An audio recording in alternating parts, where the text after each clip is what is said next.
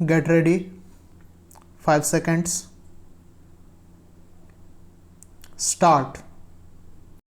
Mr. Vice Chairman, I wish the matter had not come up for discussion in this House in the form in which it has come, because we will be discussing, it appears, the same subject more or less piecemeal in connection with the other two bills as well.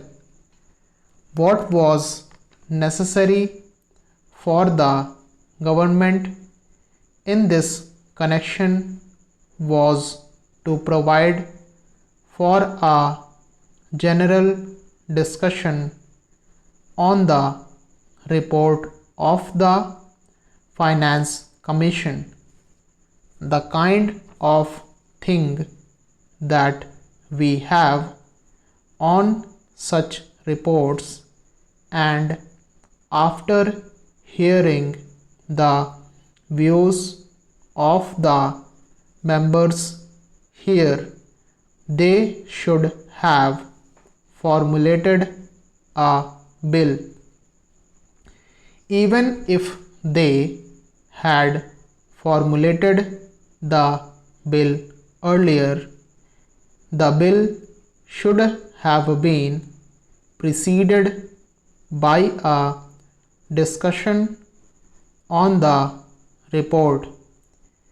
It would then have given us an opportunity of dealing with this rather important subject in our public finance and indeed in our national life. But now we are asked to treat this matter piecemeal and deal with the bill as it comes separately. I say, sir, this would not seem very fair. It is true that we have had two other reports of the Finance Commission, and that we have had certain opportunities of discussing the issues raised by the Finance Commission on previous occasions. But that should not have precluded a thorough discussion of the third report, more especially after the experience of the two 5-year plans, and generally also after the experience of the states in the matter of public finance and as regards relations between the states and the center. All I can say is that the government does not understand the magnitude of the problem or the urgency or the seriousness of the issues involved. It is possibly because they think that all the state governments are under their control and that the state governments would toe the line whatever is laid down from here.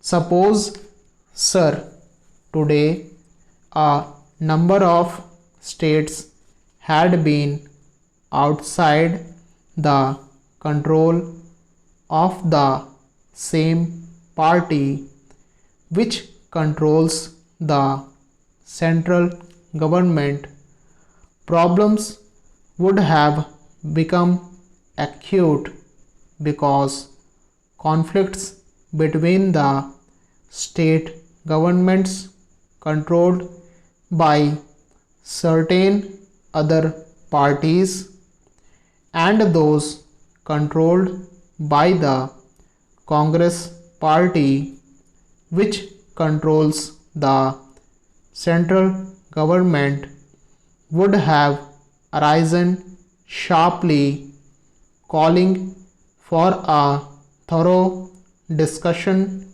and mutual consultation in a different way.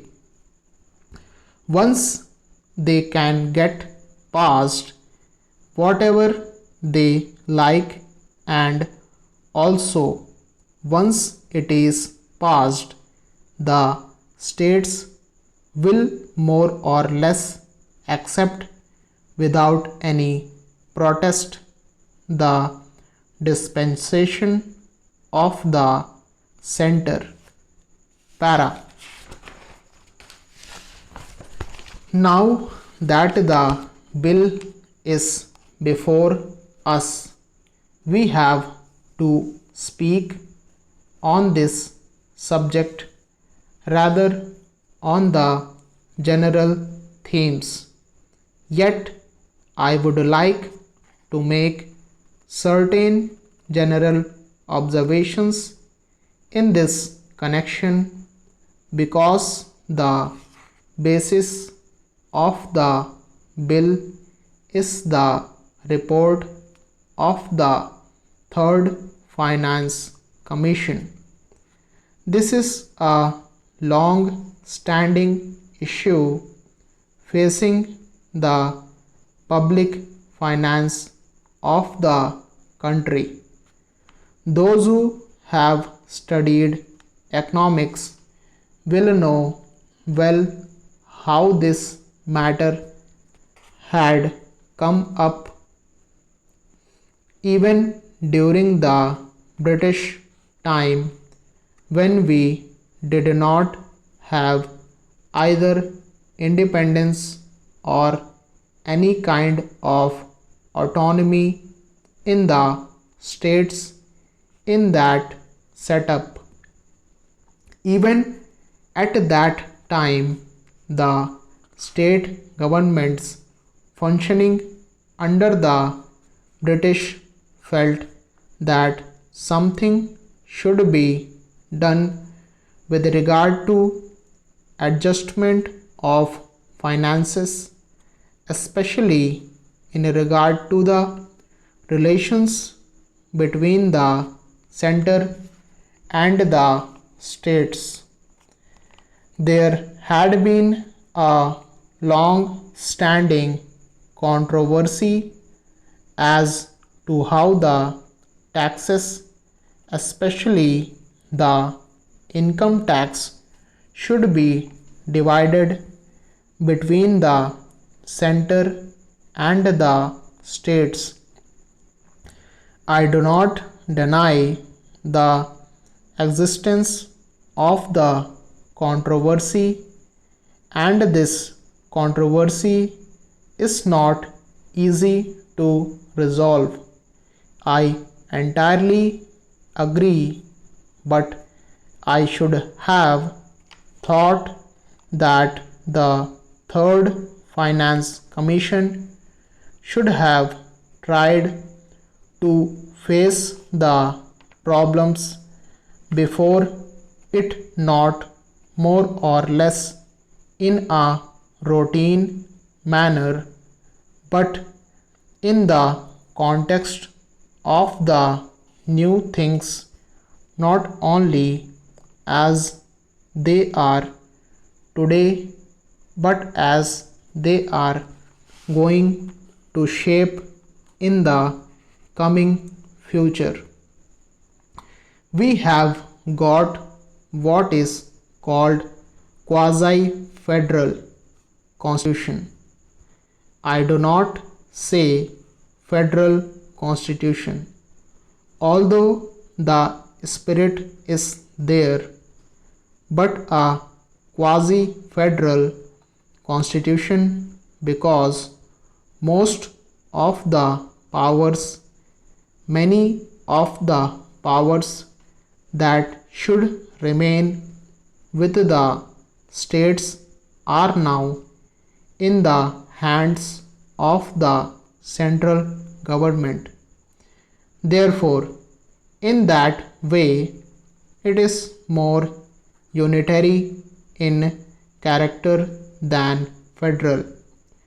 At the same time, structurally speaking, we have got the state assemblies, legislatures, state bodies, and so on.